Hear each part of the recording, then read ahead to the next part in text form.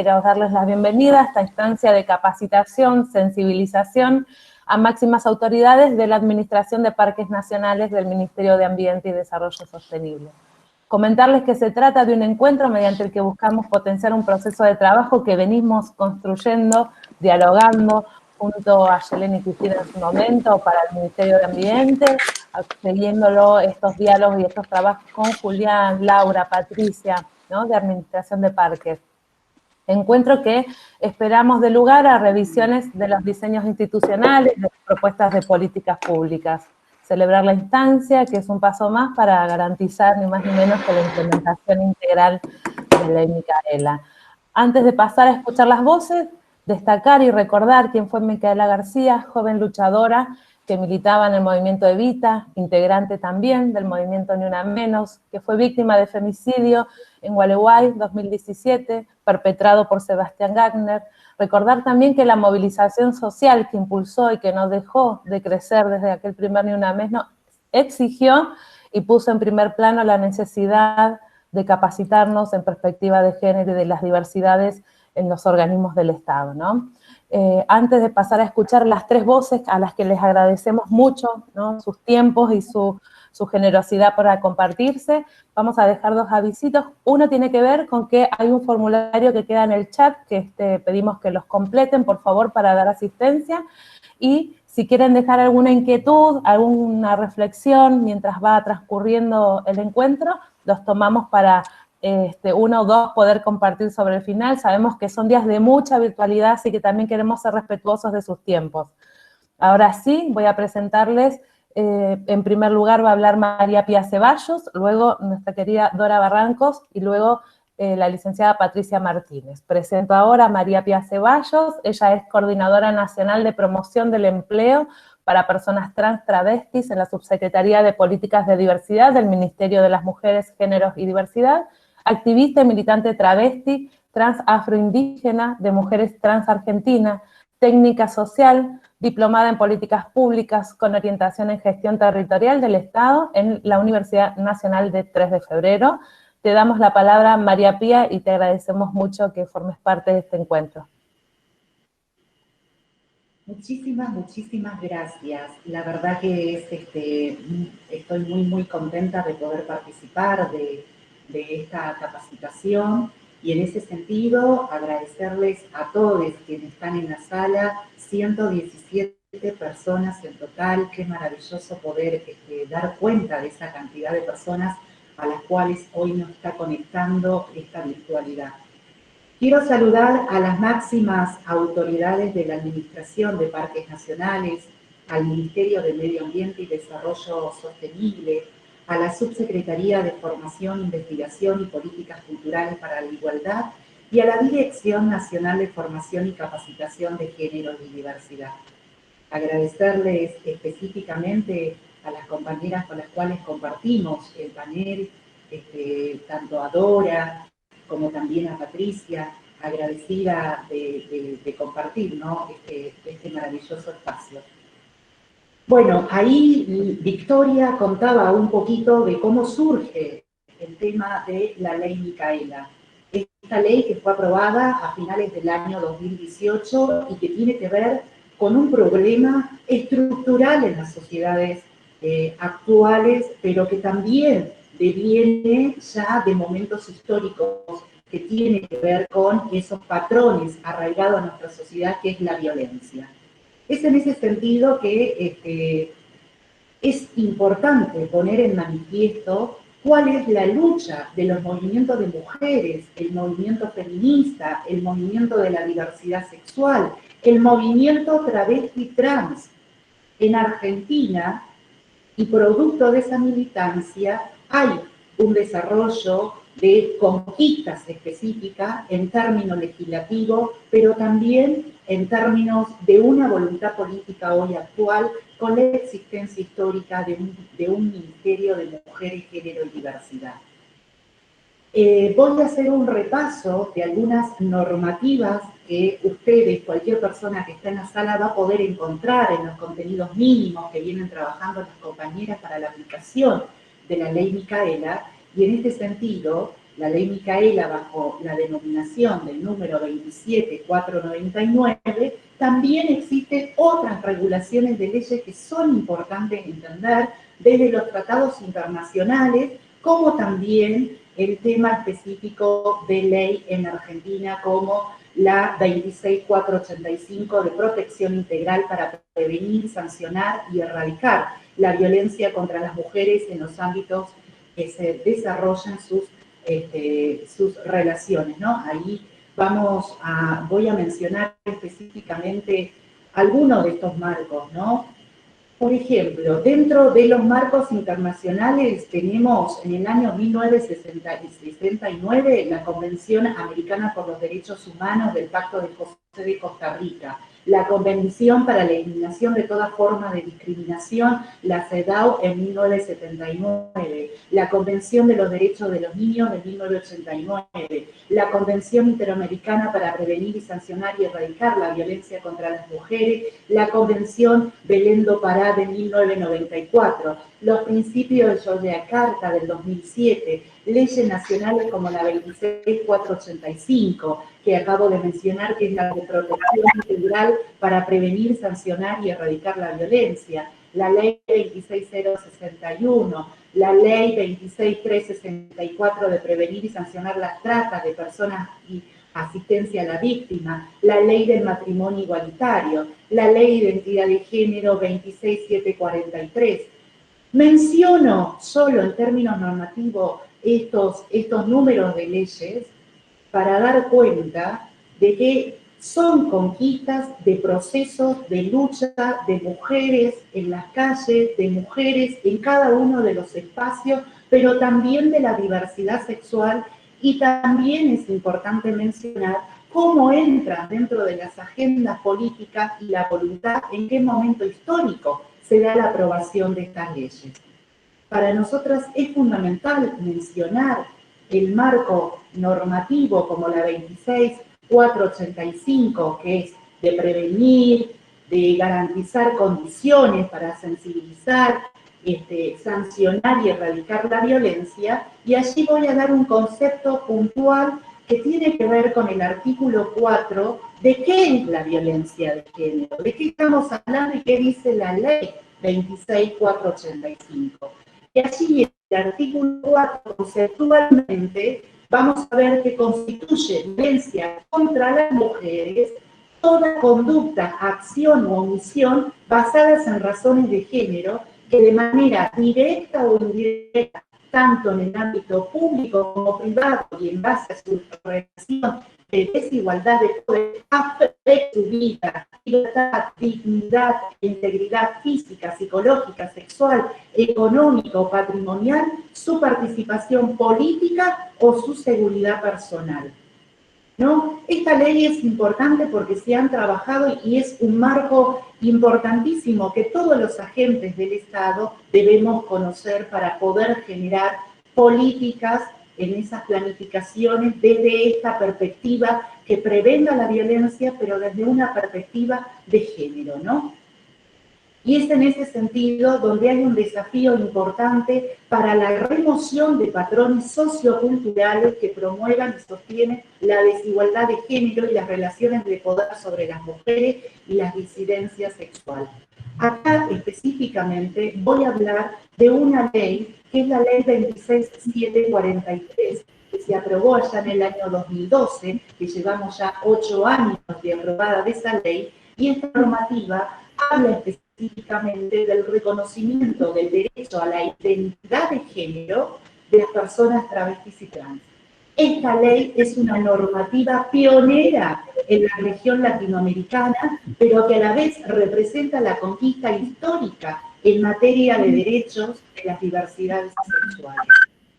Explico esto para poder hablar un poquito más en relación a que las leyes y los marcos establecidos en nuestra democracia necesitan tener y traducirse en esas políticas, ¿no?, territoriales, en esas políticas de acciones institucionales, de las organizaciones y las áreas donde nosotras estamos trabajando, donde nosotros estemos trabajando, y allí es importante de que tengamos en cuenta qué sucede, cuáles son estas tramas que nosotras hacemos mención en relación a la violencia y en relación a esta normativa.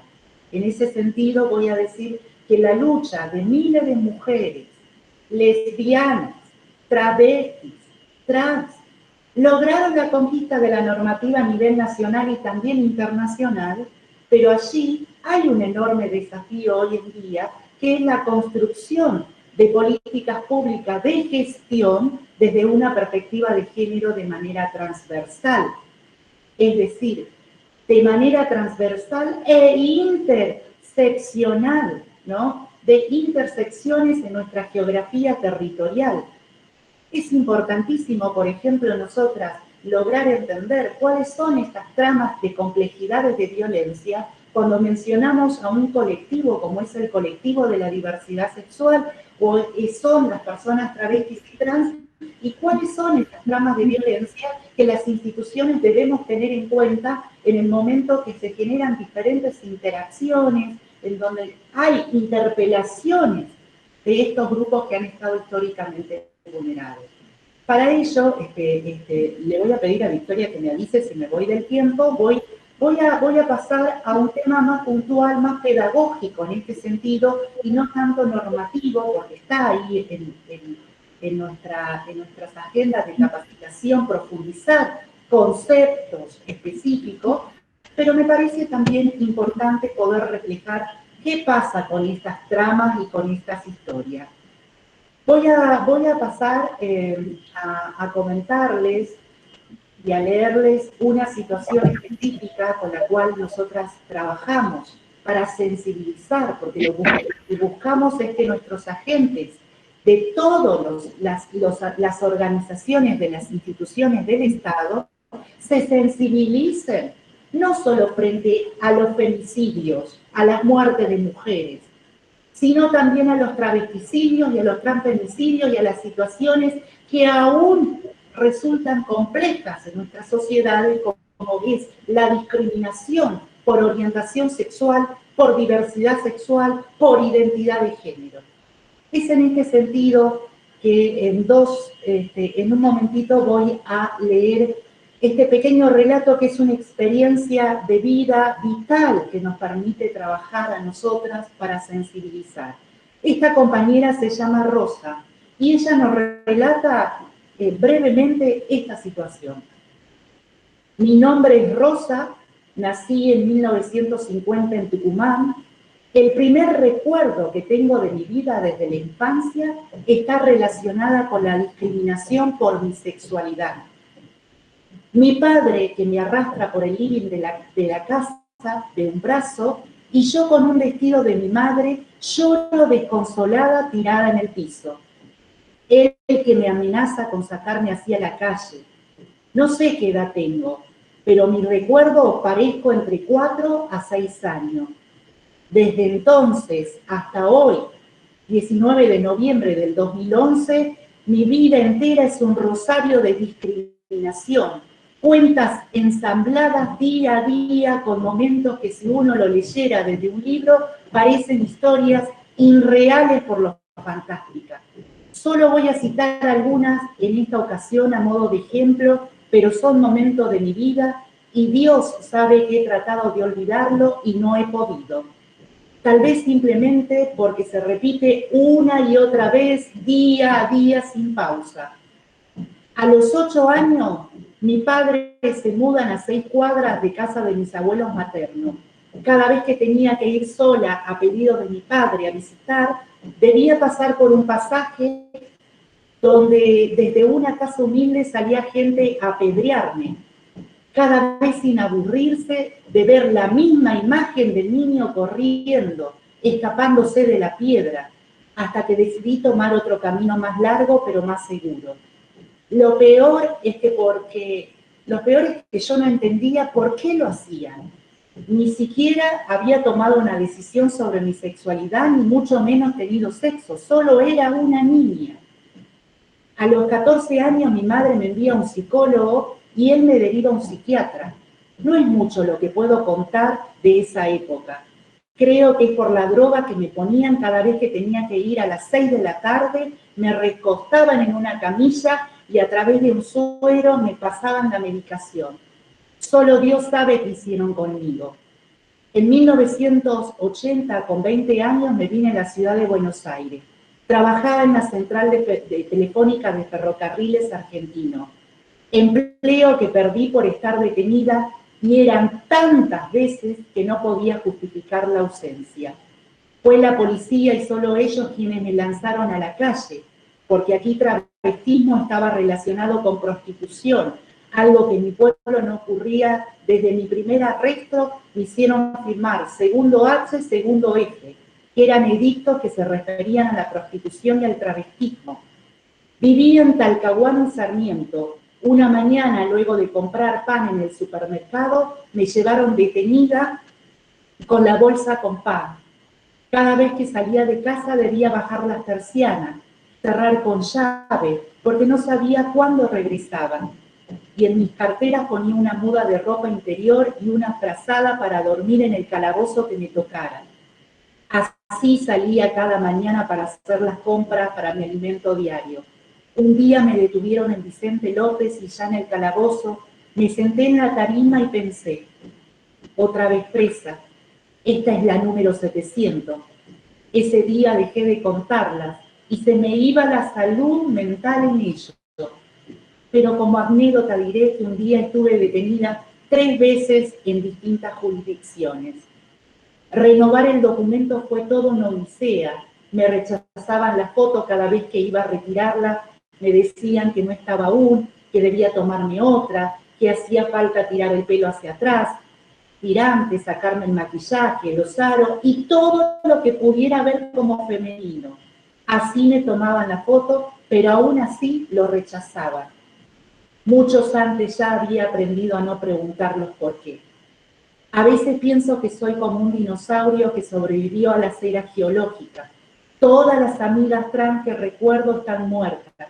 La mató la policía, los grupos parapoliciales, los ladrones en la Panamericana, o la AAA, o los militares, o el SIDA, o sus maridos, pero ya no están.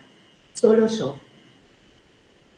Si nosotras y nosotres acá en la sala pensamos cómo podemos identificar las situaciones... Estamos con el tiempo. Aviso por las dudas, un minutito más, María. Gracias. Okay, muchas gracias, Victoria. Si nosotras nos ponemos a pensar cuáles son esas situaciones de violencia que están presentes allí, en esa niña, en esa adolescente, en esa joven, en esa persona trans, antes del 2012, inmediatamente aparece cómo no hay un reconocimiento del Estado a su identidad y cómo la identidad de género en el año 2012 viene a reparar y a entregar ciudadanía. Yo quería contarles este breve texto que nos permite sensibilizar e identificar cuáles son ahí, dentro de nuestros organismos, qué nos pasa cuando hablamos de violencia. Y ahí nosotras, las personas trans y travestis, hay una lucha que también deviene de esa militancia de los movimientos de mujeres, de los movimientos de derechos humanos, de las organizaciones sociales. Porque la opresión no es solo a las mujeres cis. La opresión también es a las mujeres trabas, a las travestis, a las trans, a las bisexuales, a las personas que salen de esa binariedad, de esa heteronorma. Hace unos años, con esto cierro, hace unos años vengo, mi trayectoria y mi militancia es con los pueblos originarios, yo vengo de Salta, trabajo allá, he militado allá, y una vez con una compañera de Parques Nacionales me convocó para dar un taller en una escuela en el departamento de Anca, en Solís Pizarro. Allí una compañera guardaparques me dice, Pía, es muy importante que vengas a dar una capacitación en la escuela, estamos teniendo muchos problemas en situación de violaciones a niñas, de identidades, de expresiones que no son comprendidas aún por nuestras sociedades. Nosotras tenemos que tener ese vínculo de no solamente poder hablar en términos de conocimientos teóricos o académicos sobre lo que son los marcos de desigualdades y las leyes, sino también cómo esto se traduce en una escucha a nuestras propias instituciones y qué pasa con nosotras en cada una de esas comunidades, en el norte, en el sur, en nuestros territorios.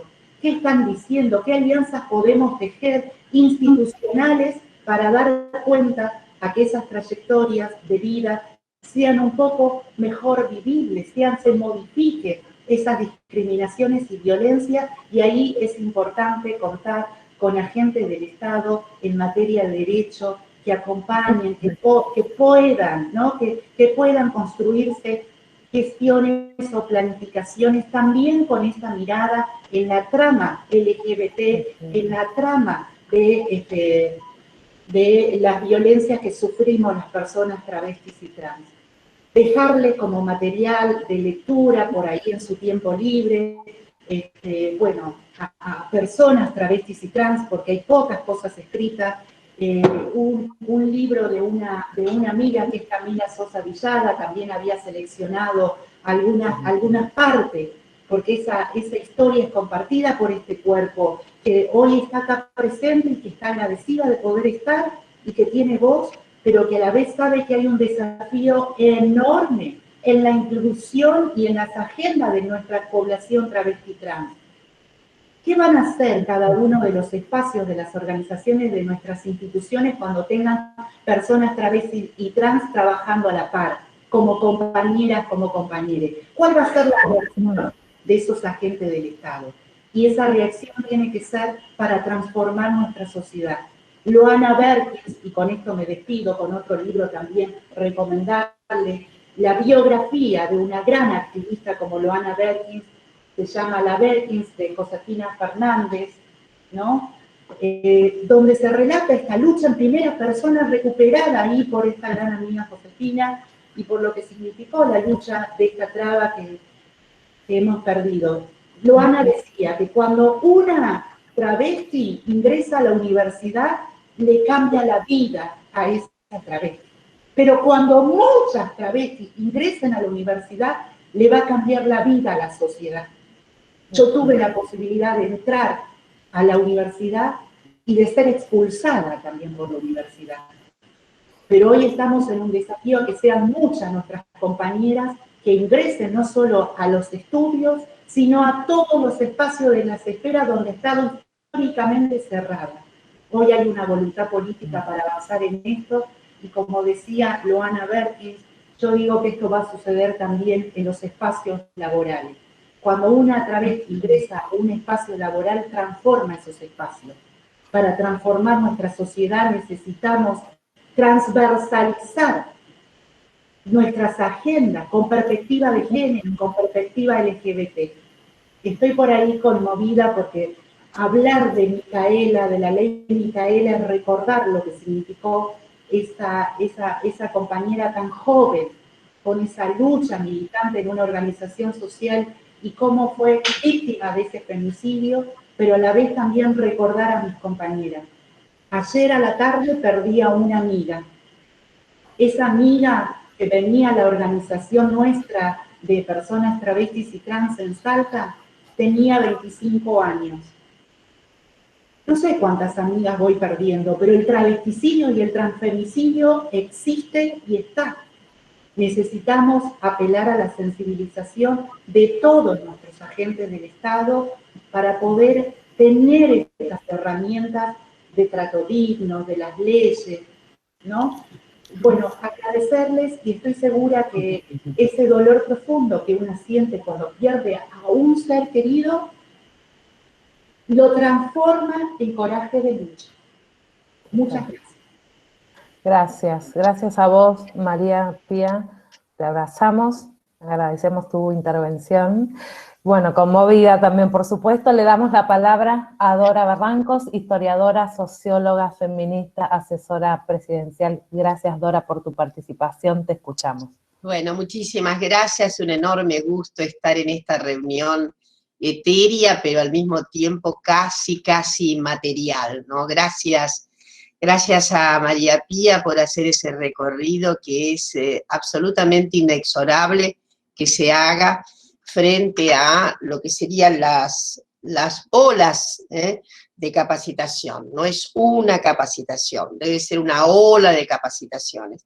Bueno, muchísimas gracias a Vicky por todo el ariete andado y desde luego a esa querida administración con compañeras, compañeros y compañeres tan decididos a cambios fundamentales en algo tan entrañable yo creo que para una sociedad como es la custodia de higados incrementales respecto de circunstancias del medio ambiente que deben ser preservadas casi sacramentalmente. Un parque nacional tiene algo de sacramental, algo que evoca la necesidad de un nuevo estadio de relacionamiento con la propia naturaleza y vamos a las cosas. La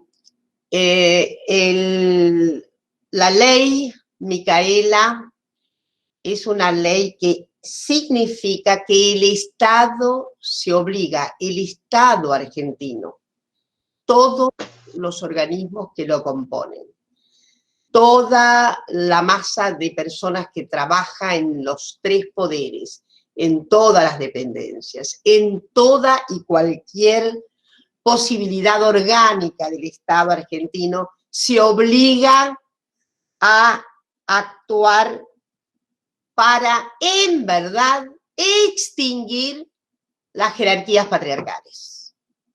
Esto es la ley Micaela. La ley Micaela puede interpretarse en su superficie como una obligación del Estado a ¿qué? A realizar políticas, acciones, intervenciones, leyes, fallos, sentencias con perspectiva de género. Que es una perspectiva que en realidad, ¿a qué alude la perspectiva de género? Tal como María Pía lo señala, alude a la centralidad vigorosa del sistema patriarcal en nuestra sociedad. Esto es lo que por primera vez hace el Estado argentino. Reconoce que hay una sistematicidad y dominio patriarcal, que es un dominio relativamente reciente, inventado por las sociedades humanas. Siempre me gusta referirme, aunque sea 3 minutos, en algunas oportunidades lo he hecho con más desarrollo, pero simplemente, miren, las jerarquías arrogadas por la demografía masculina, son un invento muy reciente de nuestra condición humana.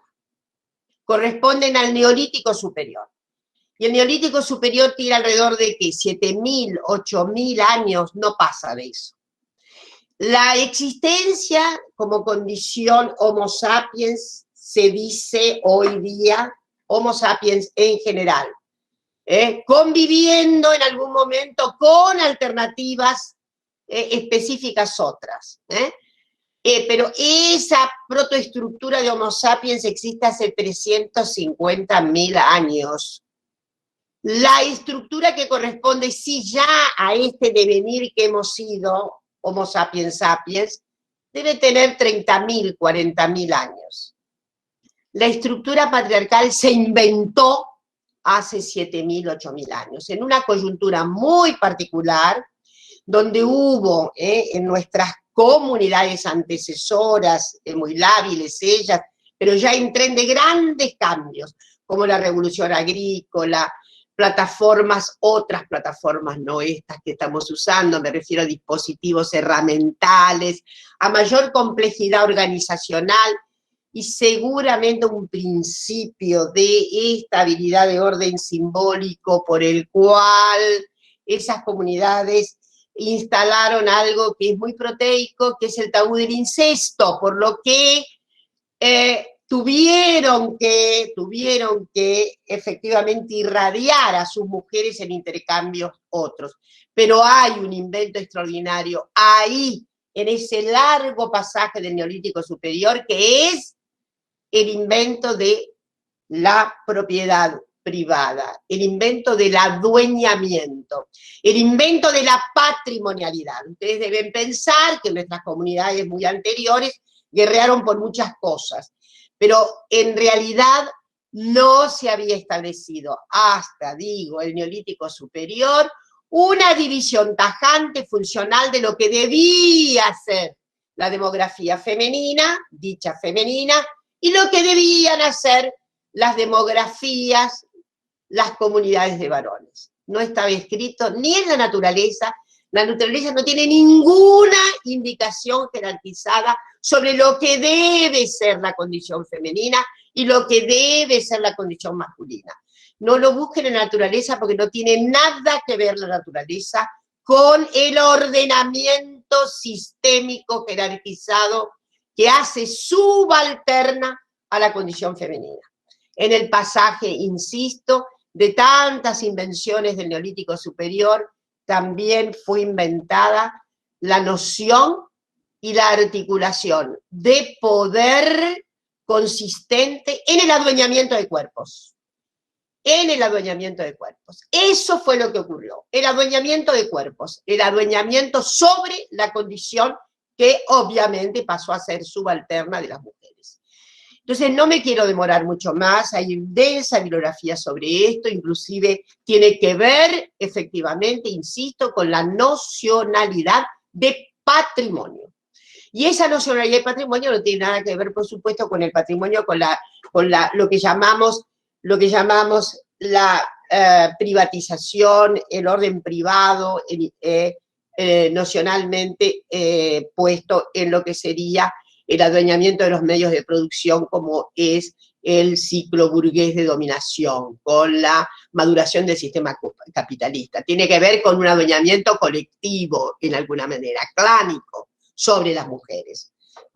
No es el adueñamiento, no es la propiedad privada burguesa, ¿se entiende lo que quiero decir? No existía la burguesía. Existía un orden, entonces, muy primitivo de adueñamiento, de pose y adueñamiento de la condición femenina. Y ahí se marcaron circunstancias tremendas, división de funciones.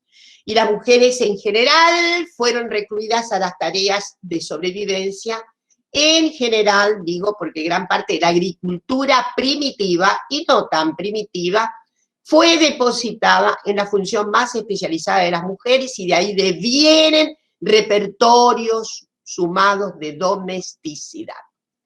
Este es el invento de la división de funciones jerarquizadas, y los varones dispusieron, obviamente, un orden extraordinariamente mucho más lindo y complejo.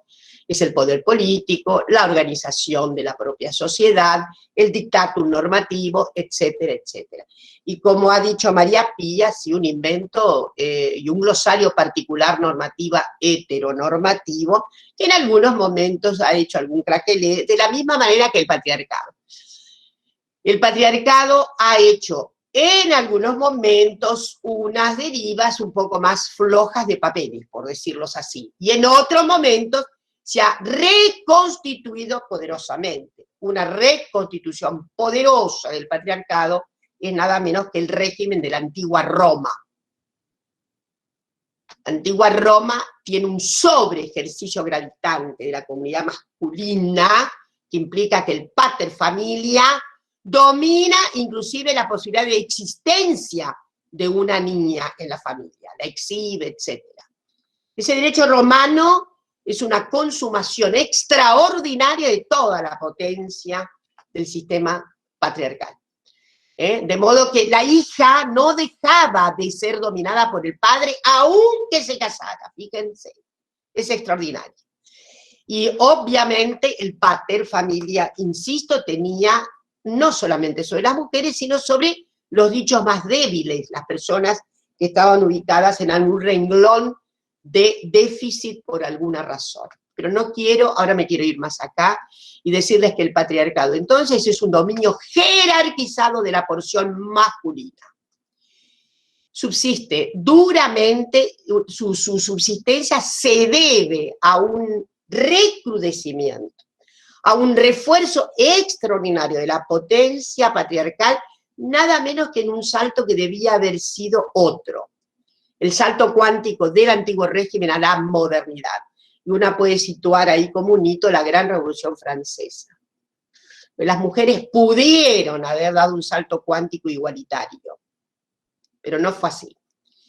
De modo que el orden moderno, que es el orden que efectivamente le va a dar individuación, soberanía individual a los varones, porque se acaba el régimen de la aristocracia que inhibe la ciudadanía de los varones plebeyos. Y se va a ir conquistando una serie de leyes fundamentales para el estatuto de la ciudadanía plebeya, varonil. Pero lo notable es que en ese salto cuántico las mujeres quedaron completamente relegadas y retrocedieron en derechos. Cuando digo retrocedieron en derechos, es que las mujeres retrocedieron en derechos. Basta ver lo que es ese orden jurídico burgués. El orden jurídico burgués es un orden notablemente consternador, porque la regencia masculina es total y absoluta. El código napoleónico es el espejo en el que se puede ver muy bien la situación de declaración de inferioridad jurídica de las mujeres. Las mujeres eran inferiores, relativamente incapaces. Ese código, que fue notablemente copiado, sobre todo por nuestras naciones emergentes latinoamericanas, significaron que el lugar de la mujer era el cóncavo hogareño. Reproducir, criar, cuidar. Y los varones, el amplísimo espectáculo de lo público. Gobernar, crear leyes y crear ciencia. Toda la ciencia del siglo XIX es autorizante, notablemente, de la potestad patriarcal. Hay enorme remedio de potestad patriarcal en todo el incubamiento de lo que llamamos la ciencia moderna, ciencia al uso, ciencia estándar, que todavía tiene enorme proyección hasta nuestros días, más allá de los grandes y cataclísmicos cambios que tiene la ciencia. Entonces, este patriarcado, evidentemente, este sometimiento extraordinario, da lugar a la primera insurgencia de mujeres. Obvio, las mujeres siempre se habían insurgido, pero de manera individual.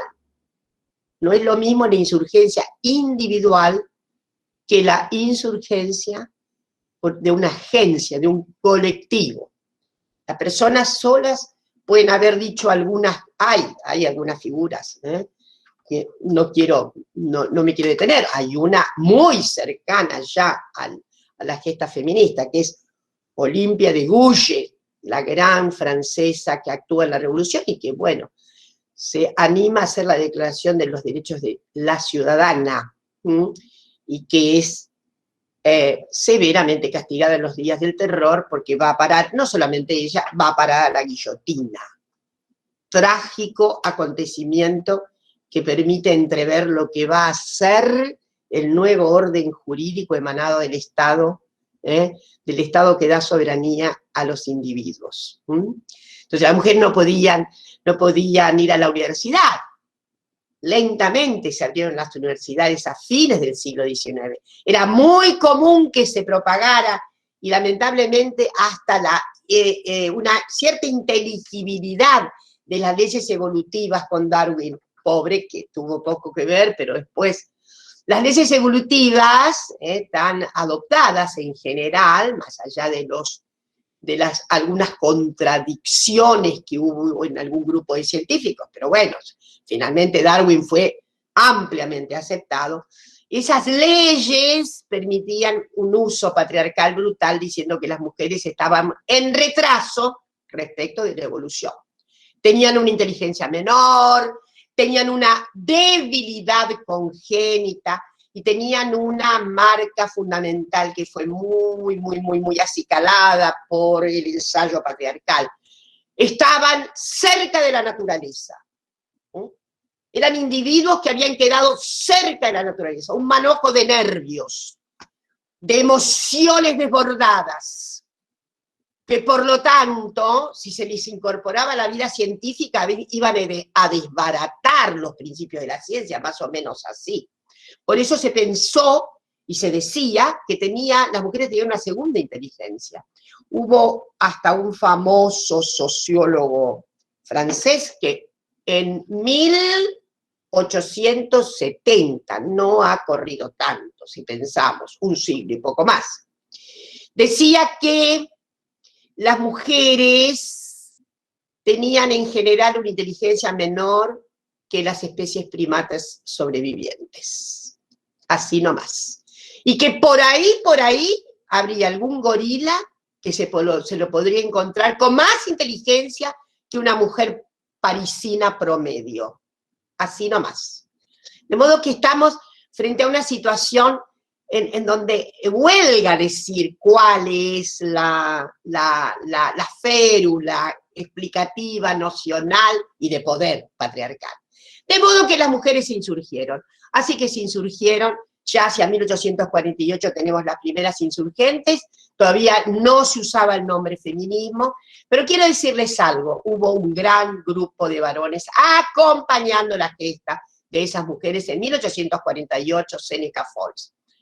30% de varones. Había, ¿cómo decirles? Matrimonios feministas, por así decirles, ¿no? Había en muchos varones, sobre todo aquellos que estaban situados en dos grandes episodios ideológicos, o la liberalidad radical, el liberalismo radicalizado, que no tiene nada que ver con el liberalismo en general, tiene algo que ver, pero es el liberalismo de John Stuart Mill, que es de radicalidad liberal, y obviamente los nuevos fulgores emergidos de las nuevas teorías del proletariado, ¿no? Es decir, lo que va a ser el materialismo histórico, que estaba mucho más cerca de la condición femenina. De hecho, fueron las socialdemocracias europeas las primeras en sostener el derecho al voto de las mujeres. Los varones pudieron ir ganando el voto, las mujeres estuvieron completamente relegadas de esa posibilidad. La saga feminista fue muy intensa a finales del siglo XIX. Quiero decirles algo. A menudo se piensa que se trataba de mujeres muy individualistas que buscaban, en realidad las primeras feministas fueron completamente solidarias de la lucha abolicionista, de la lucha por terminar la esclavitud. En general, el dictatum, porque esas mujeres se veían exactamente en el estatuto de la esclavitud. Es lo que decía John Stuart Mill, que escribe su texto maravilloso, gracias en realidad a la gran compañía de Enriqueta, su mujer, una gran feminista, pero John Stuart Mill, a quien los liberales no leen, lamentablemente. Bueno, algunos liberales llamados neo, que no sabemos bien neo qué son, pero no leen a John Stuart Mill.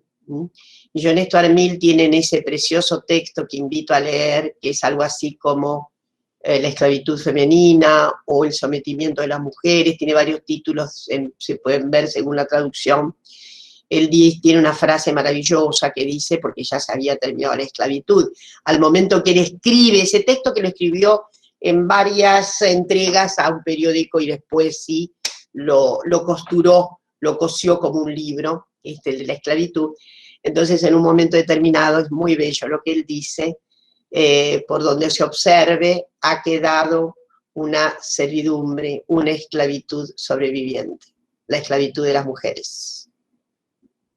Las mujeres no podían, según el Código Civil nuestro, que se sanciona en 1869, se pone en ejecución en 1871, las mujeres casadas no podían educarse, trabajar, ni ir a los tribunales, ni ser dueñas, por supuesto, de lo que eran dueñas, sus propias propiedades, sin el consentimiento del marido. Sin el consentimiento del marido no se podía trabajar. En fin, voy a ir más rápido porque creo que tengo 10 minutos más o menos, ya me comí mucho. Decirles que esa es la saga del feminismo inicial, la lucha por los derechos.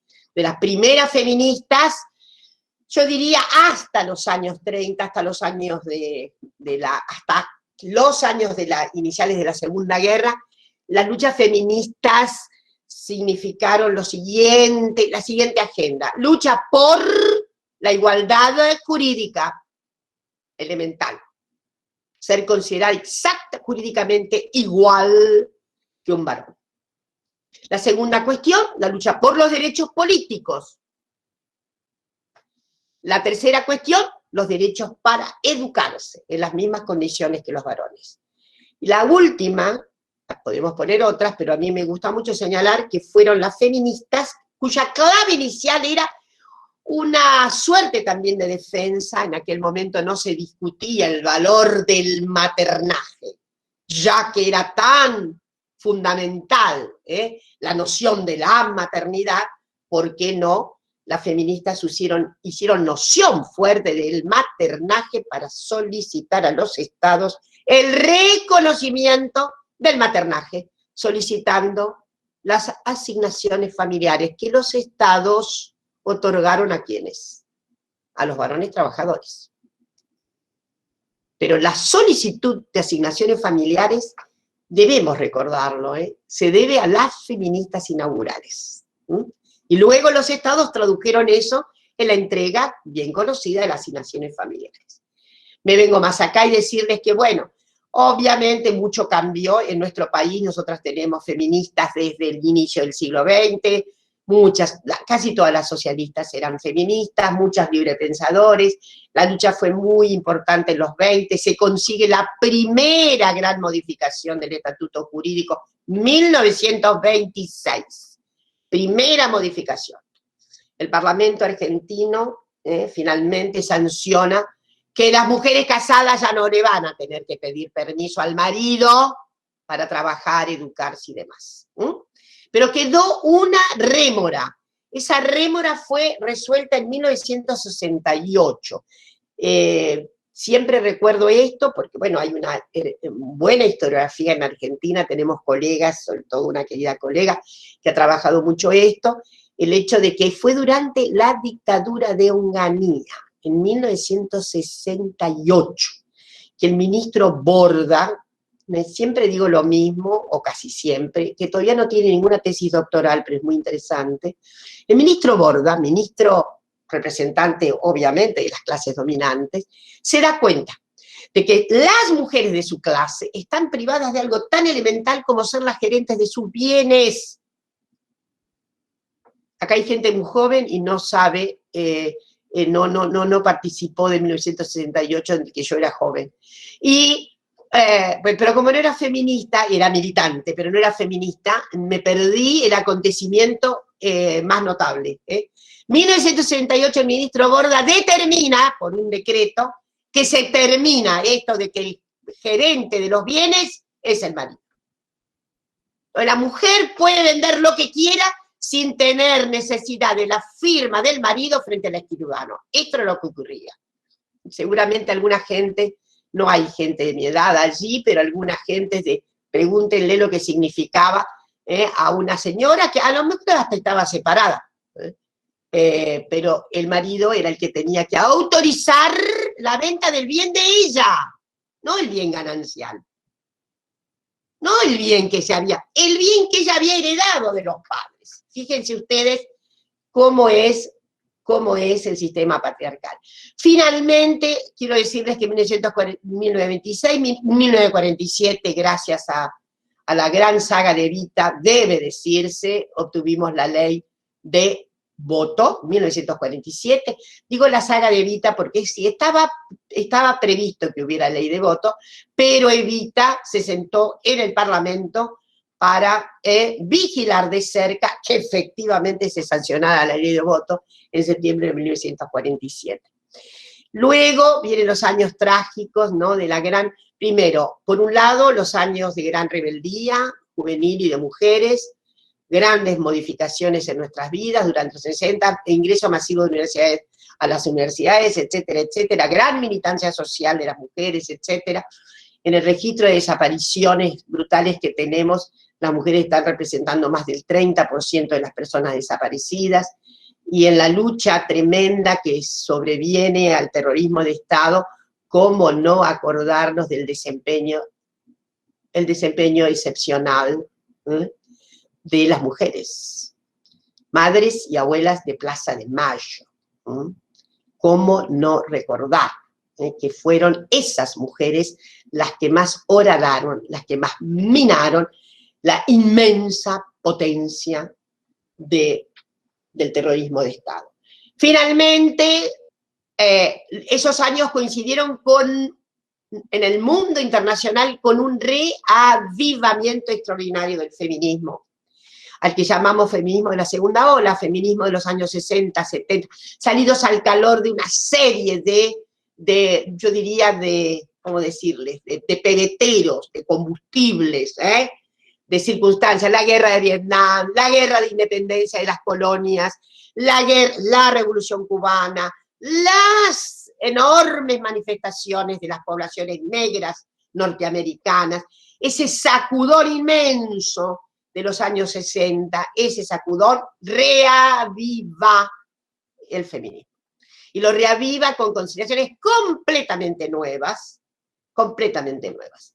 Yo creo que el reavivamiento de ese feminismo debe leerse muy sintéticamente en que las mujeres se reapropiaron del cuerpo, se readueñaron del cuerpo, y leyeron en la significación del cuerpo, no el cuerpo material, el cuerpo como todo un significado, la tremenda circunstancia todavía del sometimiento al patriarcado, habida cuenta la inhabilitación de las mujeres para tantísimas tareas, la segregación laboral, la segregación inclusive política de las mujeres, etcétera, etcétera, etcétera. He ahí, en ese renacimiento del feminismo, un comportamiento completamente diferente que va, sí, a interpelar por primera vez, con unas nociones profundas, epistémicas, tremendas, al patriarcado. Le va a dar todas las notas al patriarcado, va a describirlo, va a conceptualizarlo. Entonces, entre ellos emana esta reformulación que acabamos de hacer de la historia del patriarcado. Obviamente fueron años también de emergencias de los colectivos, de la diversidad sexual. No tengo duda de que un acompañante importante fueron los movimientos feministas, pero hay notas propias en esa agencia por derechos de las personas de diversa orientación y de la más diversa género, sexualidad y demás. Tanto es así que hoy llamamos en realidad arco sexo social, enorme, a esa enorme diversidad. Y tal como contaba María Pía, hay una enorme cantidad de relatos dolientes, dolorosos, brutales, acerca de la ignominiosa situación de no reconocimiento de las personas que comportan otredades vastas. Finalmente, para terminar, decirles que la Argentina ha hecho un recorrido notable en los últimos, sobre todo en los años desde el 2003 al 2015, notable recorrido, porque hay un precipitado de leyes, de normativas. Las primeras leyes eran contra la violencia doméstica en los años 90. Un cambio importante en la ley penal fue el cambio nocional respecto de la famosa agresión sexual que se llamaba delitos contra la honestidad. Miren el concepto de honestidad. El concepto de honestidad es un concepto patriarcal. La honestidad es algo que lesiona la hidalguía del varón. Está claro, ¿no? La honestidad no es la honestidad en sí misma. La honestidad tiene que ver cómo hace crítica la situación del varón. Esto del honor del varón es términos para otra cosa. El tránsito referido al honor masculino es impresionante. Quiero decirles algo. Las primeras feministas nuestras tampoco aludieron mucho al Código Penal existente en la época. En 1921, recién en 1921, el Código Penal se cambió. Pero ustedes saben que estaba casi habilitado el homicidio de una mujer por causa de honor. Si el marido encontraba a la adúltera, por supuesto que el concepto de adulterio era completamente diferente, si era de ella la adúltera o él el adúltero. Eran conceptos diferentes. Ella era adúltera si se la había visto en alguna situación relativa, y él era adúltero solo si llegaba una larga convivencia amancebada con otra mujer. Imagínense Imagínense por qué el orden jurídico es tan patriarcal, por qué decimos. Y la otra cuestión, hasta 1921, que se cambia, es la primera vez que se cambia el Código Penal es de fines del 19 y se cambia. Ustedes saben que el Código Penal, en realidad, el Código Penal brasileño es el que a mí me hizo feminista, ya lo conté muchas veces y no viene al caso, pero justamente siempre he vuelto sobre nuestro Código Penal. Hasta 1921, el marido que mataba en condición, bueno, por sentirse deshonrado, tenía absolutamente morigerada la pena. Absolutamente. Era todo un significado, le daba un significado muy relativo. Lo mismo si el padre, por dolor, sintiéndose deshonrado por la hija, la mataba, sabían ustedes. Miren lo que cambió. Ahora tenemos nada menos que el concepto maximizado del femicidio, que es una de las grandes también conversiones que ha hecho, que se tramita también en Buen Romance para todas las consideraciones que hacen la letalidad de las personas trans. En el sabio fallo con relación a la brutal muerte de la querida Diana Zacayán, se hizo lugar efectivamente una lectura de la modificación del artículo 80 del Código Penal, que dice: quien matare por razones de género, de orientación sexual, por odio étnico, también está completamente penalizado con la misma. De modo que voy a cerrar diciendo que las dos grandes leyes que tienen que ver con, no solamente con las mujeres, pero que están en el arrimo, me parece fundamental, de la procura de derechos y reconocimientos que han hecho las feministas, la ley de matrimonio igualitario. La ley de matrimonio igualitario colocó a la Argentina en una situación de calidad notable, y lo que ha recordado María Pía, esa extraordinaria ley del 2012, que es la ley de identidad de género, por lo que la Argentina ganó un estatus en materia de decencia social notable, pero que debe ser, obviamente, aumentada la conquista de ciudadanía por parte de las mujeres y de las personas localizadas en el amplísimo arco sociosexual. Para terminar, ustedes tienen enormes incumbencias con relación a la incorporación de la ley Micaela.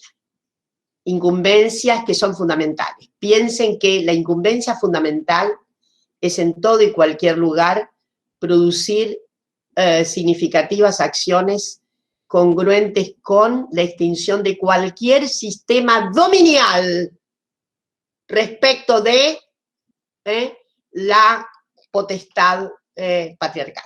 Esto es lo que quiere decir la ley Micaela. Y quiere decirle entonces que va mucho más allá, obviamente. El cóncavo fundamental es todo lo que tiene que ver con el registro de la violencia, porque el Estado argentino debe impedir absolutamente cualquier formulación. Pero va mucho más allá de la esfera de la violencia. Va a la esfera de una conquista igualitaria de todas las dimensiones laborales, de la vida y demás. Va a una circunstancia de paridad y efectivamente de ciudadanía igualitaria. Después vamos a seguir siendo diversas, diversos y diverses, pero la ciudadanía tiene que ser igualitaria. La ciudadanía no puede tener cortapisas por determinada condición o por determinada circunstancia completamente arbitraria, en todo caso, desde el punto de vista de los derechos humanos fundamentales. Y cerrar esto diciéndoles que, en fin, que aspiramos aún en lo que parecen mínimos desempeños cotidianos a que efectivamente puedan incorporar el mandato de esta perspectiva para construir una sociedad mucho más democrática, mucho más justa en lo social y en lo que atañe a la enorme diversidad sexogenérica.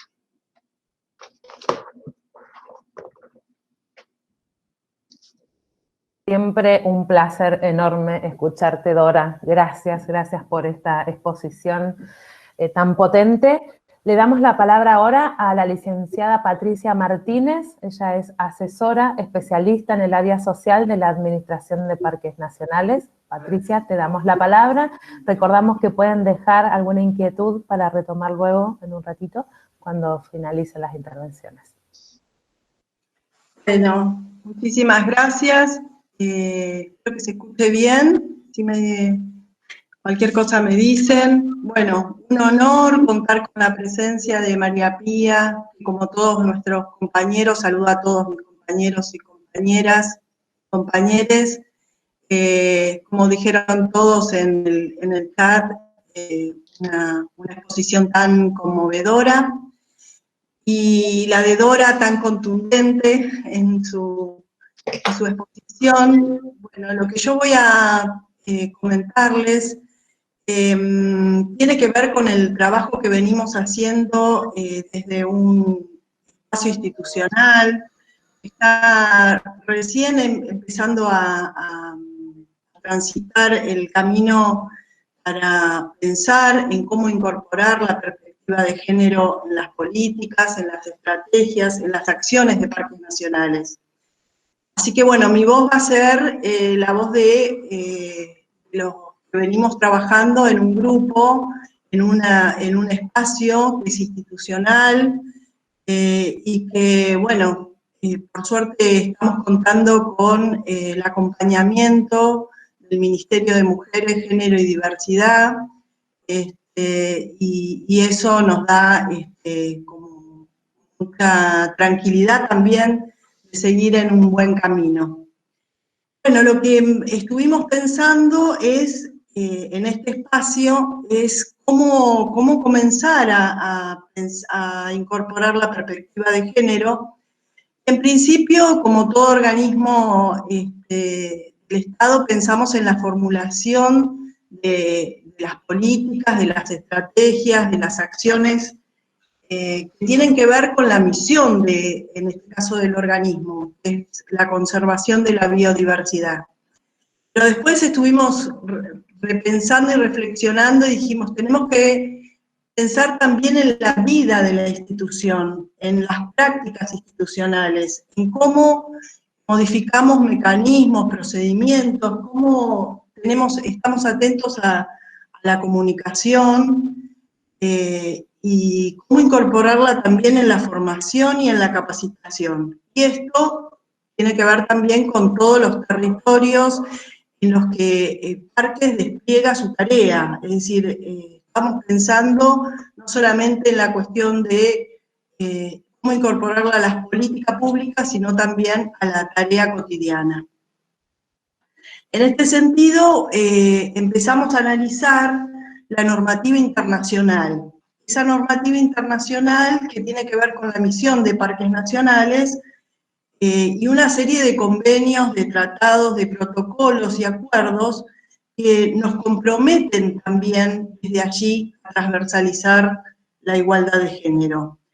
En las políticas de conservación, uno de los convenios principales, que es un instrumento jurídico internacional que la Argentina ha ratificado y que se compromete a cumplir, es el convenio de biodiversidad biológica.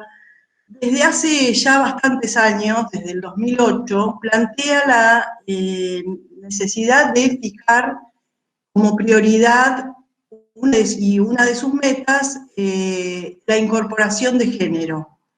Sin embargo, al principio lo planteaba como la necesidad de incorporarla para que las políticas de conservación sean exitosas. Con el tiempo, en estos últimos años, en las conferencias de partes, lo que se planteó justamente es el derecho de las mujeres. Estamos todavía con el tema de mujeres y no incorporando las disidencias y otros colectivos, pero bueno, en ese sentido hay avances en todos los convenios y sobre todo, bueno, nos están planteando desde allí, desde el marco jurídico internacional, también este trabajo. hay una serie de planes de acción de trabajo en género que nuestra institución aún está incorporándola solamente a proyectos. Lo que pensamos es que no tiene que solamente pensarse en proyectos, sino también en toda la política en forma integral. Como para contarles un poco, esos planes de acción consideran que es necesario tener información sobre estudios de casos, cómo se mejoran esas prácticas. Y también hasta nos plantean algunos indicadores de cómo revisar estas políticas. Pero bueno, todo este trabajo nosotros lo pensamos, cuando pensamos en la conservación de la biodiversidad, pensamos desde qué enfoques estamos trabajando. Y bueno, no siempre son tenidos en cuenta, pero desde hace bastante tiempo, uno de los enfoques que tenemos claro que tenemos que tener en cuenta es el enfoque de derechos humanos. Es el que nos permite entender y valorar las implicaciones sociales de las prácticas de conservación. Es el que propone la armonización de las actividades de conservación con el respeto del derecho de las personas, el que tiene como eje la igualdad de oportunidades, para que esas prácticas de conservación sean más justas. Otro de los enfoques que están vinculados a las políticas de conservación es el intercultural. Es el que aborda las concepciones de biodiversidad desde una perspectiva que supone la pluralidad de formas de pensamiento, que da un giro a los propósitos de la modernidad de separar la naturaleza de la cultura, que es lo que nos explicaba tan claramente Dora. Implica concentrarnos en la comprensión de las prácticas culturales diferentes y tener presente que el respeto a la diversidad es fundamental, lo mismo que el diálogo con otras culturas. Así como el reconocimiento de las causas de subordinación de las mujeres permitió pasar a un enfoque basado no solamente en las mujeres, sino en las relaciones de género, el reconocimiento de la diversidad cultural, la combinación de identidades, es la que nos permite avanzar hacia un enfoque de género intercultural y también interseccional. En ese sentido, la mirada, que también pensamos que tiene que tener la conservación de la biodiversidad, es en capturar la manera en cómo el género, la etnia y las clases operan simultáneamente y nos llevan a repensar las desigualdades en contextos específicos. Bueno, de esta manera analizamos que la perspectiva de género nos va a permitir visibilizar la manera en que se manifiesta el poder, cómo se problematizan las relaciones de dominio o subordinación, y sobre todo para postular la igualdad de oportunidades y favorecer una mirada crítica. Esto nos lleva a pensar en promover un cambio en la cultura institucional, para reducir las brechas y las desigualdades que tenemos, establecer simetrías de poder en las posiciones, construir espacios de diálogo, intercambio y respeto, y por supuesto todo esto lo pensamos con generar también herramientas que nos sirvan en lo teórico, en lo metodológico, para diseñar y ejecutar las políticas de conservación. Como les decía anteriormente, pensamos en cómo generar cambios en las políticas, pero también en la vida institucional. Entonces nos pusimos a pensar en qué cambios teníamos que hacer en los mecanismos de organización y en las prácticas institucionales. En ese sentido pensamos en cómo esos cambios tienen que ver con lo simbólico y lo obvio también, ¿no? Cómo esos cambios pueden aportar a que cada uno de nosotros se transforme en agentes y promotores de esos cambios. En general, también analizamos que la comunicación institucional muchas veces tiene sesgos que manifiestan los sistemas que ya tenemos incorporados y muchas veces no tienen en cuenta cómo estamos, qué tipo de, no solamente el lenguaje, sino qué mensaje estamos llevando difundiendo. Entonces, bueno, nos proponemos difundir información que fomente la igualdad de oportunidades. En el diseño de políticas y programas es como que desarrollamos mucho más, es lo que pensamos, por dónde iría el camino de construcción desde el espacio institucional. Y pensamos, bueno, justamente en las cuestiones que tienen que ver más con conservación y que consideramos que, bueno, que hay que tener más claro por dónde pasa el acceso a los bienes naturales y la distribución de esos beneficios. No siempre está bien pensado desde las políticas si son tenidos en cuenta las posibilidades de participación de las mujeres, de las disidencias en nuestros proyectos. También pensamos en las desigualdades que hay en el acceso, en la tenencia de la tierra y del sistema de propiedad. También pensamos en las dificultades que muchas veces se tienen para el acceso a las capacitaciones, a los distintos procesos que son de asistencia a los programas de desarrollo. Bueno, y muchas veces también en las posibilidades que tenemos que tener en cuenta para que haya una participación plena, para que no sean, que tengan no solamente participación, sino toma de decisiones en forma igualitaria. Bueno, muchas veces vemos que todos estos factores de organización, de cómo trabajamos, pueden contribuir a generar igualdad de oportunidades o por el contrario, muchas veces pueden tener impactos negativos. En este sentido, bueno, una de las cuestiones que más estuvimos discutiendo es cómo hacer para implementar estas políticas, cómo contar con sistemas de observación de datos y de monitoreo de estas políticas. También pensamos en las distintas acciones que tenemos que trabajar, en todo lo que tiene que ver con la sensibilización y la capacitación, que bueno, que no, como decían tanto Dora como María Pía, no son cuestiones puntuales, sino que nos tienen que llevar bastante tiempo y horas de trabajo como institución para lograr esto, ¿no?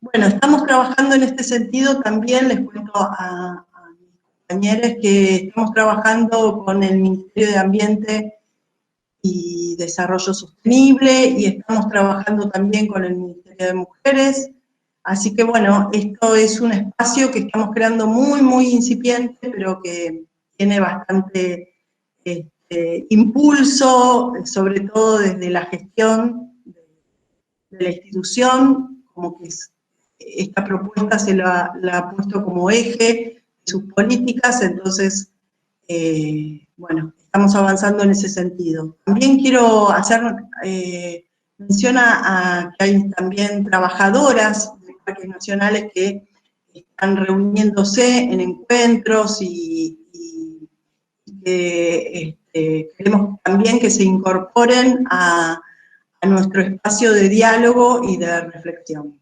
Bueno, muchísimas gracias. Gracias a vos, Patricia. Gracias a María Pía, a Dora. Bueno, siempre es un placer estas instancias en las que nos proponemos esto, ¿no? Poner a circular desde la trama de la historicidad que nos trae Dora, de la perspectiva, de los conceptos, de la academia, ¿no? La propia voz de qué es cómo es, cómo sería, ¿no? Hay estas gran preguntas que compartía Patricia de los cómo hacemos finalmente para transversalizar estas perspectivas de género y de las diversidades, sabiendo lo urgente que es parte también de lo que nos compartió María Pía. Es un gran desafío realmente pensar esos cómo. Hay que ser, ahí alentamos a la creatividad entre todos, ¿no? De ver cómo, de escucharnos, de generar estos espacios de intercambios que nos permitan pensar esos cómo, que no hay una respuesta, no hay una receta, sino que se va ensayando esas respuestas y que instancias como estas entendemos que son inéditas, que son fundantes, decimos siempre, porque la verdad es que agradecer la escucha atenta de cada uno, de cada una, no es una imagen que hayamos visto antes, ¿no? Son imágenes que estamos creando en trabajo articulado entre el Ministerio de las Mujeres, Géneros y Diversidades y cada espacio que integra esta enorme administración pública nacional y al que queremos, necesitamos y nos motoriza y nos lo exige la normativa, la ley Micaela, para llegar con estos mensajes, con estos encuentros, con estas reflexiones. No nos dejaron comentarios, te pregunto si hay alguna reflexión, porque ya que preguntas no han quedado, pero quizás alguna reflexión, estamos viendo, sí, hay alguien levanta la mano, de ser breves con las intervenciones también, estamos esperando el ingreso del ministro que sabemos que está retrasado. Victoria, te quería comentar que, y esto lo hemos charlado en algún momento con Dora, nosotros humildemente, si me permite Dora la humildad, estamos en un proceso de deconstrucción. Nosotros como que venimos de un paradigma macho patriarcal, la verdad, porque yo quiero asumir de dónde venimos, y a la vez tenemos que deconstruir una institución que está enraizada en el Estado roquista, de Julio Argentino, ni más ni menos, y deconstruirla hacia la conformación de una agencia de conservación moderna que involucre la valoración de la diversidad sexual, cultural y la diversidad de naciones, y nosotros queremos trabajar el concepto de primeras naciones porque estaban antes de cuando vinieron los que vinimos de los barcos. Y esa deconstrucción no es fácil porque tenemos muchas décadas de consolidación de ese paradigma que que está trabajando arduamente Dora para desarmar en nuestras mentes que están colonizadas por ese marco patriarcal machirulo, como bien dijo la compañera Cristina Fernández. Estamos en ese tránsito. Yo quiero compartir muy brevemente, no quiero monopolizar la palabra. Por mi parte tengo a mi señora y mis dos hijas que todos los días me pegan algún cazote como para acomodarme, pero es un proceso arduo porque tenemos décadas, desde mi vieja, tenemos décadas de esa sociedad patriarcal. Muchísimas gracias Dora, Patricia y Victoria y María Pía por el aporte, para hacernos mejores personas, ¿no? Pido la palabra un segundito. Adelante. Yo lo que siento es que es un agradecimiento muy sincero porque esto no haya sido una típica capacitación. Es decir, lo que uno teme, ¿no? Que sean conceptos así políticamente muy correctos, muy aburridos, muy estándar y que no dejan ningún desafío y ningún malestar en el estómago. Entonces, en ese sentido, yo agradezco que esto haya sido planteado de esta manera, tan visceralmente, tan desde el conocimiento, pero desafiando, porque es ese estímulo que se necesita para poder seguir procesando las cuestiones, ¿no? Y agradezco también lo de Patricia, porque no debe ser fácil este camino, y porque no se trata solo de las capacitaciones que nosotros tenemos como personal o como funcionarios o como trabajadores, sino también que nosotros tenemos capacitaciones y formamos a los futuros guardaparques que van a trabajar en este sistema. Entonces ahí hay un ítem muy particular de lo que debería ser un eje de capacitaciones, ¿no?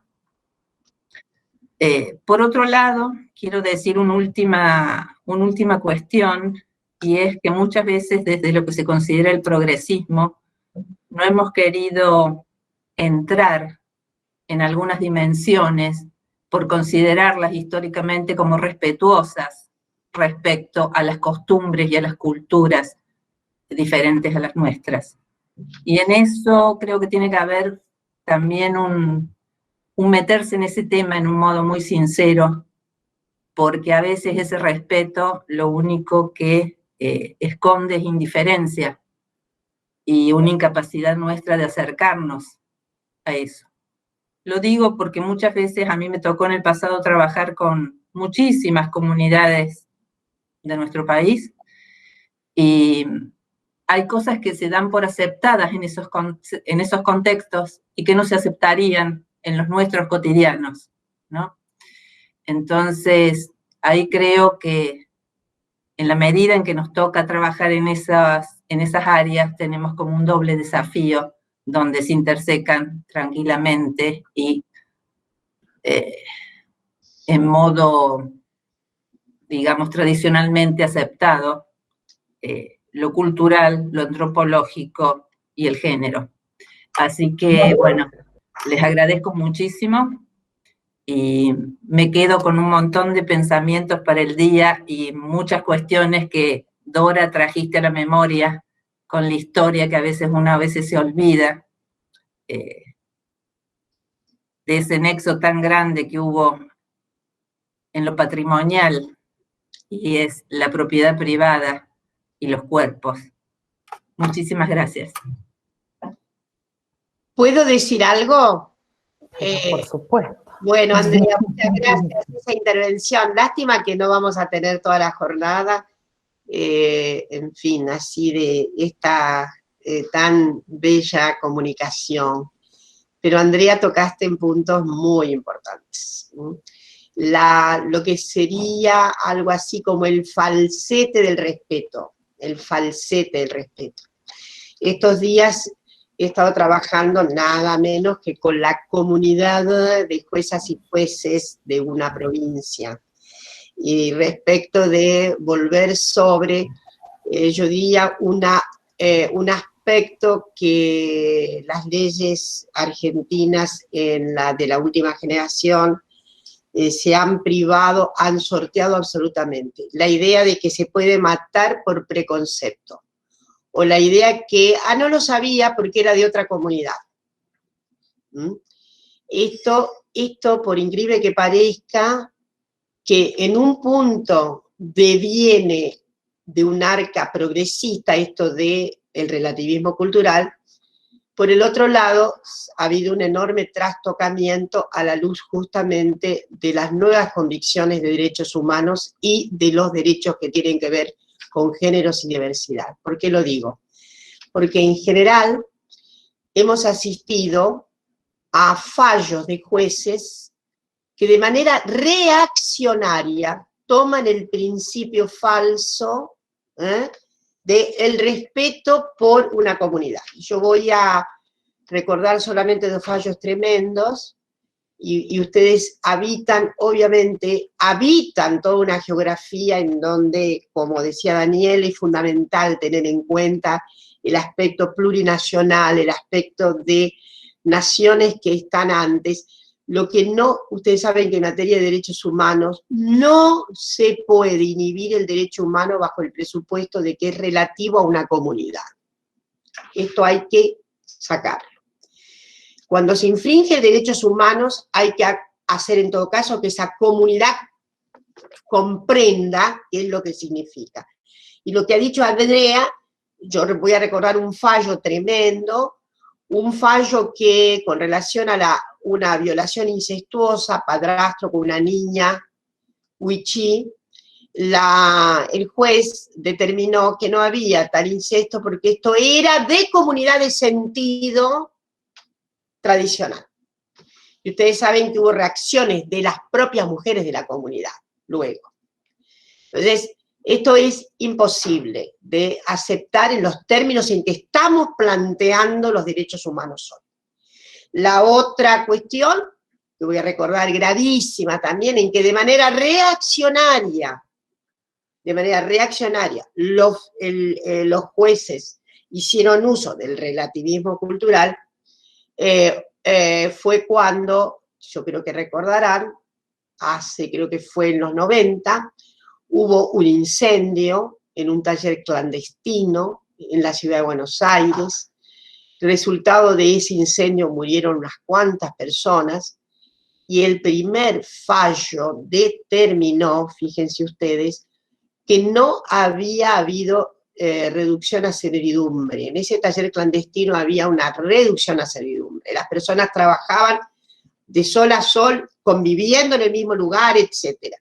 Y el fallo dijo que se trataba de una réplica del AILU que correspondía a los pueblos andinos, tanto peruano como boliviano.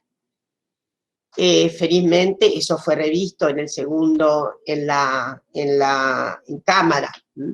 Pero ustedes ven, yo voy a recomendar, porque estamos en tren de recomendar textos, para mí la más instigante de las producciones clarísimas en este sentido, en el sentido de cómo respetamos sin falsificar. Es falta de respeto no atender a una persona que está siendo violentada por su condición femenina, otra vez tiene una comunidad originaria, es una vituperable actitud, está claro lo que quiero decir, ¿no?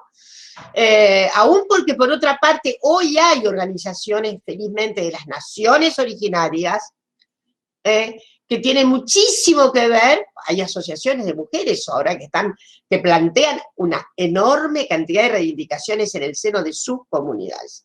Entonces yo voy a recomendar a una figura muy, muy importante, que es además bellísima para leer, Sheila Ben-Habib.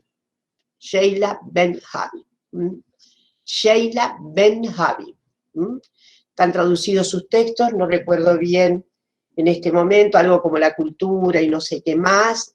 Es bellísima la posición que ella tiene, digamos, en la que dice, además en lo interno de una comunidad, a la que parece que respetamos en su conjunto, en lo interno también hay variaciones. Las comunidades no son cerradas, tenemos que verlas en lo interior de cada comunidad hay diferenciales, hay crisis, en fin, ¿no? Entonces, esto es lo que plantea Sheila Ben-Habib, ¿no? Primero, el error que significa tomar a una comunidad como una cerrada. De ahí su crítica, me fui un poco lejos, pero estamos esperando al querido ministro, creo, ¿no? De ahí cierto falsete que ha habido en el llamado, por ejemplo, multiculturalismo a la canadiense, en que se toma una comunidad como si fuera un conjunto homogéneo. No hay ninguna comunidad homogénea. En una comunidad hay heterogeneidad, siempre. La hay en una familia, ¿cómo no va a haber en una nación originaria? Hay heterogeneidades. Hay gente que quiere desistir de la norma heterosexista que le imponen. Hay gente que quiere hacer las cosas de otra manera, etcétera. Entonces, lo que Andrea ha dicho es fundamental. En realidad, lo que es respeto, en realidad es una falsificación de lo que es respeto por la condición humana en términos mucho más integrales. Esto debe ser, y por eso nuestras leyes en ese punto son muy buenas, muy buenas. En ningún momento, cuando se modificó el artículo 80 del Código Penal, que da lugar, que no lo dice, no dice femicidio ni feminicidio, no dice la tal palabra, pero es como si lo dijera. Entonces, y no dice el que matare preconceptuosamente, no lo dice, no se admite. Yo no sabía que una travesti era igual que un ser humano. Nadie puede decir semejante Se entiende lo que quiero decir, ¿no? Y como ustedes en buena parte trabajan en una situación en donde de la humanidad es diversa. Primero pues, pueblos originarios, después hay otros pueblos que están en la frontera, rural y urbana. Hay una enorme cantidad de heterogeneidad debajo de aquello que parece tan homogéneo. Lo homogéneo nunca es homogéneo. Piensen ustedes en esto que acabo de decir. Ni las familias son homogéneas, felizmente. Entonces no hay nada que sea homogéneo para nuestra interacción, ¿no? Pero bueno, eso es un tema para otro día. Veo que hemos abundado. Yo quisiera, perdón, otro minuto más, porque me habían mandado una pregunta y quiero responder solamente una. Alguien pregunta, creo que de muy buena fe, ¿qué pasa cuando en realidad se invierte la cosa y es una mujer que golpea a un hombre? Bueno, una mujer es sancionada igualmente si golpea a un hombre, no hay ningún privilegio. Dos, acaba de ocurrir, hoy acabo de leer la sentencia de una señora que mató a la persona con la que tenía relación de convivencia y qué sé yo, después de esto ocurrió creo que cerca de Río Cuarto, he leído hoy a la mañana. Bueno, el juez dijo muy bien lo que tiene que decir. Se trató de un homicidio agravado por el vínculo. No existe ninguna posibilidad de eximir a una mujer de su inconducta. Está claro lo que queremos decir, ¿no?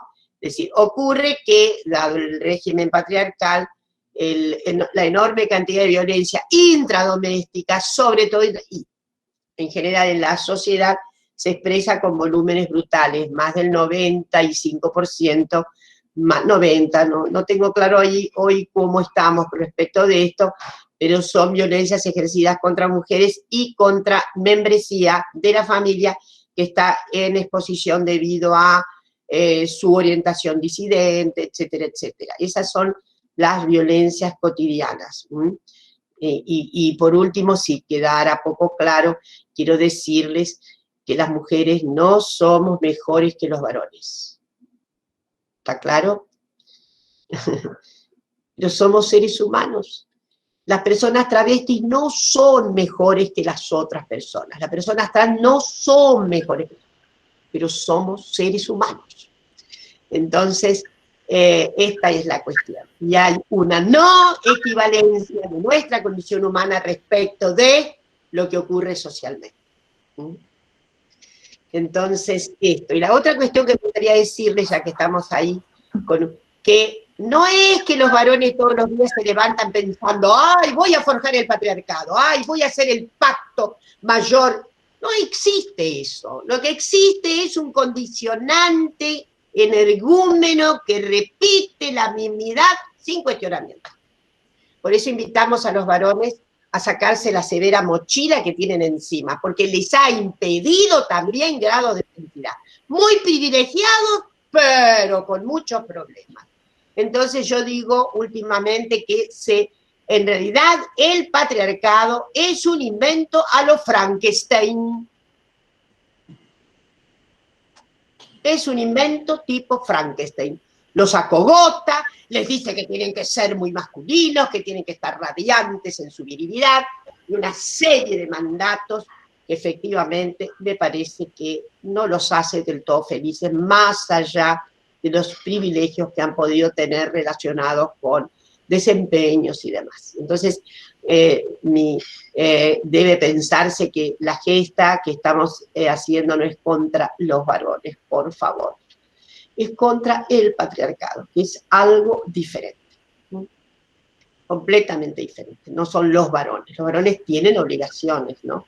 Voy a recordar unas bellísimas palabras de nuestro querido presidente cuando estuvo en orden de capacitación, que dijo, bueno, hay que pensar, una cosa es cuando no nos damos cuenta, y otra diferente es cuando hemos tenido la oportunidad de darnos cuenta.